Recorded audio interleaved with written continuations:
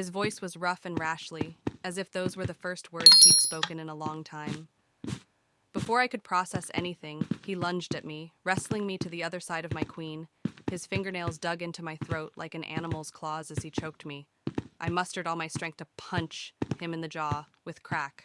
I pushed him off of me in the bed as he clutched his face and groaned. I crawled as quickly as I could, tracking blood on my sheets to the other side of the bed and off to the ground, beside my chair. I struggled with the footrest of my chair, pulling it off its hinge and wielding it like a small bat. He came barreling clumsily across the bed and towards me. Right when he got close enough, I cracked the footrest hard against his temple, and he fell limp on top of me. I pushed him off with much effort, and this rage boiled up inside me, this unbearable hot anger in my chest. I bashed the footrest into his face again. And another time. "Where are my children?" I screamed as I hit him again and again in the face and chest. After I caught myself and stopped battering him, I threw the footrest and crawled to my nightstand. I called the police. When the police arrived, they told me to my surprise that I hadn't killed him, and they took him in.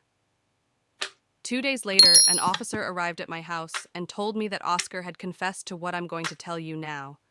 3 years ago, on the Monday that Oscar was supposed to return my daughters, he picked them up from school and took them to his work site to give me a few extra hours.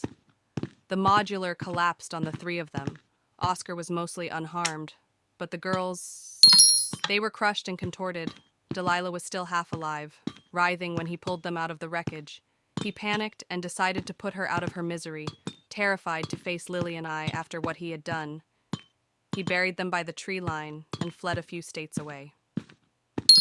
After 3 years of his mind stewing in its own guilt made him paranoid and unstable, he returned to tie up loose ends. He killed Lily in her sleep and then came to my house to do the same to me. Alice and Delilah, my beautiful girls, rest easy, and please forgive me. Forgive me for not being there for you how I should have. Forgive me for leaving you with him. Your bodies were unearthed and moved to the same cemetery as your father. I visit you every day. And Lillian, you were my closest friend. Even if you distanced yourself from me, I wish I could trade my life for yours. Oscar was always the black sheep of the family, a white blonde baby born to an all-black family. My father always said my mother had cheated, though she never admitted it, but treated him the same as me or our sisters.